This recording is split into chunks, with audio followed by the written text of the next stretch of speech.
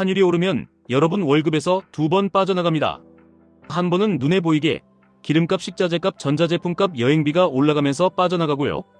또 한 번은 눈에 안 보이게 넷플릭스, 유튜브, 프리미엄, 아이폰 앱 결제, 구글 광고, 메타 광고 같은 달러 결제 구멍으로 조용히 빠져나갑니다. 문제는 이 두 번째가 시간이 갈수록 더 커진다는 겁니다. 지금 우리가 사는 시대는 국내에서 돈을 써도 해외로 새는 구조가 점점 더 강해지고 있습니다. 예전엔 수입품을 사야 달러가 나갔죠. 그런데 이제는 국내 식당이 손님을 모으려고 광고를 집행해도 그 광고비가 해외 플랫폼으로 나갑니다. 동네 미용실이 예약을 늘리려고 홍보를 해도 그 비용이 해외로 나갈 수 있습니다. 국내 쇼핑몰이 매출을 키우려면 검색 노출과 광고를 써야 하고 그 길목이 해외 플랫폼이면 결국 비용은 달러로 결제됩니다. 여러분이 한국에서 소비를 늘릴수록 어떤 산업은 국내에 남지만 어떤 구간은 달러로 바뀌어서 밖으로 빠져나가는 겁니다. 이 상황에서 환율이 오른다. 이게 단순히 숫자 게임이 아닙니다. 현실에서 제일 먼저 체감되는 건 생활비입니다. 기름값이 오르면 물류비가 오르고, 물류비가 오르면 식료품과 생필품이 오르고, 식료품이 오르면 외식비가 오릅니다. 아이 학원 간식 하나 사도 비싸졌다고 느끼는 날이 늘어납니다. 여행은 더 멀어지고 해외 직구는 더 망설여지고 휴대폰 구독 서비스도 해지 버튼이 자꾸 떠오릅니다. 기업은 어떨까요? 수입 원재료를 쓰는 회사는 원가가 올라가고, 원가가 올라가면 가격을 올리거나 마진을 포기해야 합니다. 가격을 올리면 소비가 줄고, 소비가 줄면 매출이 줄고, 매출이 줄면 고용과 투자가 위축됩니다. 이게 무서운 이유는 한번 꼬이면 천천히 전체가 말라간다는 데 있습니다. 그런데 여기서 더 현실적인 포인트가 하나 있습니다. 환율이 오르면 단순히 한국이 힘들어지는 게 아니라 달러를 벌어들이는 쪽이 상대적으로 더 강해지는 구간이 생깁니다. 그 달러를 벌어들이는 대표적인 곳이 어디냐? 글로벌 플랫폼과 글로벌 기술 기업, 그리고 그 생태계를 먹고 사는 구조입니다. 그래서 사람들이 결국 나스닥 이야기를 하게 되는 겁니다. 한국에서 소비가 늘어도 그 소비의 일부가 플랫폼 수수료와 광고비와 구독료 형태로 해외로 빠져나가면 그 흐름을 타는 기업이 커집니다. 여기서 여러분이 할 수 있는 선택지는 딱 세 갈래입니다. 첫째, 달러가 새는 구멍을 줄인다. 둘째, 달러를 버는 흐름에 올라탄다. 셋째, 달러 자산을 보유해서 환율 리스크를 내 편으로 만든다. 첫째부터 갑니다. 달러 구멍 줄이기. 이거 진짜 돈 됩니다. 가장 쉬운 건 구독 정리입니다. 가족이 같이 쓰는 건 패밀리 플랜으로 묶고, 안 쓰는 건 끊고, 대체 가능한 건 국내 서비스로 바꿉니다. 그리고 앱 결제는 무심코 자동 결제되는 게 많습니다. 한 달에 만원대 2개만 정리해도 1년이면 꽤 큽니다. 환율이 높을수록 이런 새는 돈의 체감이 더 커집니다. 둘째, 달러를 버는 흐름에 올라타기입니다. 이건 거창할 필요가 없습니다. 유튜브든 블로그든 쿠팡 파트너스든 전자책이든 결국 온라인에서 돈이 오가는 길목은 플랫폼입니다. 그 길목을 무시할 수 없으면 차라리 길목을 이용해서 내 쪽으로 흐름을 만들면 됩니다. 내가 뭘 파느냐보다 내가 뭘 설명할 수 있느냐가 중요해진 시대입니다. 한 분야를 깊게 파서 콘텐츠로 만들고 그 콘텐츠가 사람을 모으고 그 사람을 기반으로 상품이나 서비스로 이어지는 구조, 이게 달러 시대에 개인이 올라탈 수 있는 가장 현실적인 사다리입니다. 그리고 셋째, 여기서부터 오늘 핵심입니다. 달러 자산을 보유해서 환율 상승이 나에게만 불리하게 작동하지 않게 만드는 겁니다. 여러분이 원화로만 자산을 들고 있으면 환율이 오를 때 생활비는 오르고 자산은 그대로인 느낌이 들기 쉽습니다. 그런데 달러 자산을 일정 비중 들고 있으면 생활비 압박이 올라올 때 자산 쪽에서 어느 정도 완충이 생깁니다. 이게 단순히 미국 주식이 좋아서가 아니라 통화구조에서 생기는 방어입니다. 여기서 자연스럽게 나오는 질문이 있습니다. 그럼 뭘 사야 하냐? 달러 예금이냐? 미국 주식이냐? 그리고 요즘 많이들 말하는 QLD, TQQQ 같은 레버리지 ETF는 어디에 두는 게 맞냐? 먼저 QLD, TQQQ부터 정리하겠습니다. QLD는 나스닥 100을 2배로 추종하고 TQQQ는 3배로 추종합니다. 이 말은 수익도 빠르게 커질 수 있지만 반대로 하락도 훨씬 크게 맞을 수 있다는 뜻입니다. 그리고 레버리지는 단순히 배수만의 문제가 아닙니다. 변동성이 커질수록 오르내림 자체가 계좌를 깎아먹는 구간이 생깁니다.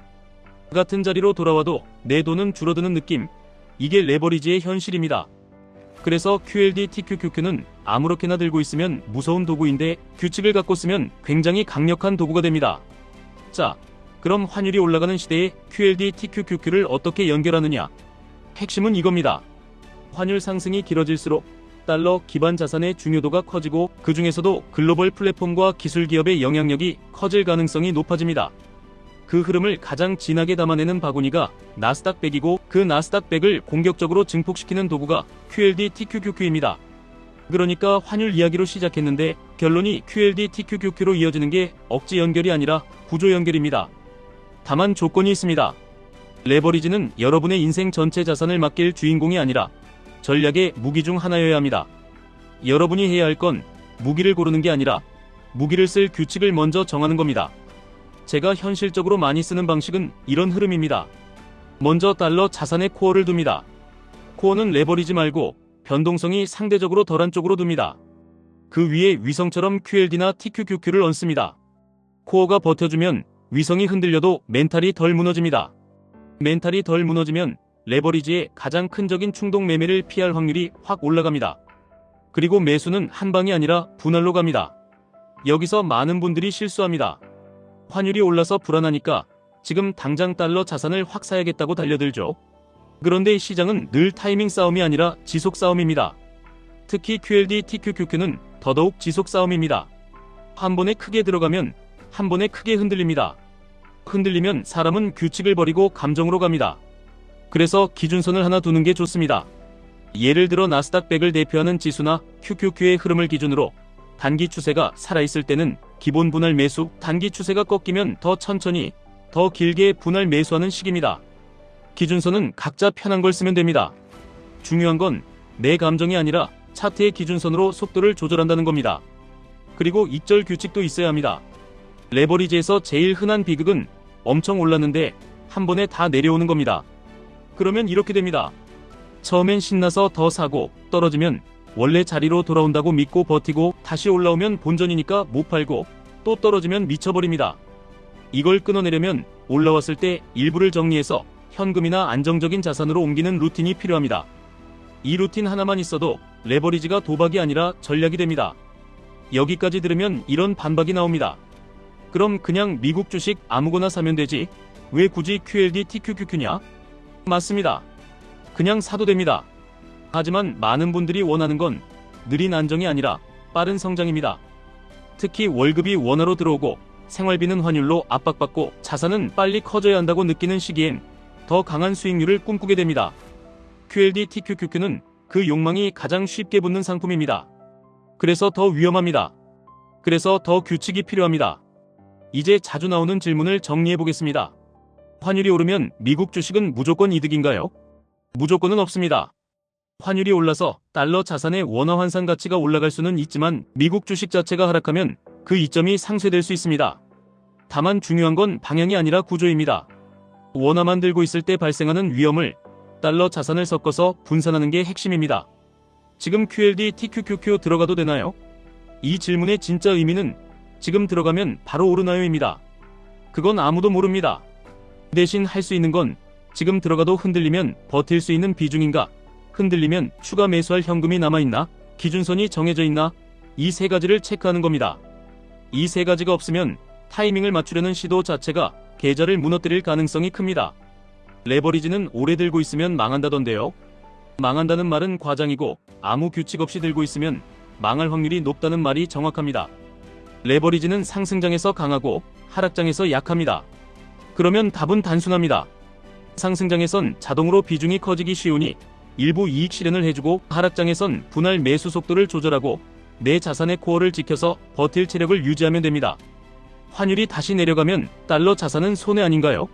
환율이 내려가면 달러 자산의 원화 환산 이익이 줄어들 수는 있습니다. 그런데 그건 손해라기보다 보험료가 줄어드는 상황에 가깝습니다.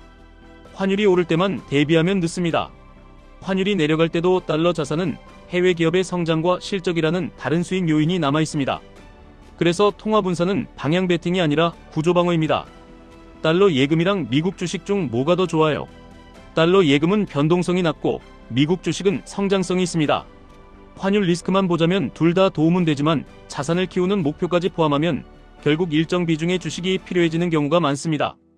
그래서 저는 보통 안전 구간은 달러 현금성 자산으로, 성장 구간은 미국 주식으로, 공격 구간은 QLD TQQQ 같은 레버리지로 역할을 나눠서 생각하시는 걸 추천드립니다. 마지막으로 오늘 영상 보고 바로 할 수 있는 현실적인 체크리스트 드리겠습니다.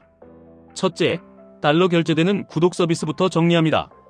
둘째, 해외 결제 습관을 점검합니다. 무심코 새는 돈이 가장 큽니다. 셋째, 달러 자산을 코어와 위성으로 나눕니다. 넷째, QLD TQQQ는 비중보다 규칙을 먼저 적습니다. 다섯째, 분할 매수와 일부 이익 실현을 자동처럼 만들 루틴을 정합니다. 환율이 오르는 시대는 불평만 하면 그냥 비용이 늘어나는 시대입니다. 하지만 구조를 이해하고 움직이면 방어도 되고 성장도 됩니다. 달러가 무서운 게 아니라 준비 없이 달러 시대를 맞는 게 무서운 겁니다.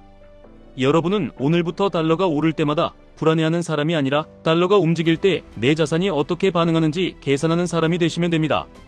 지금까지 1분 투자 하이젠버그였습니다.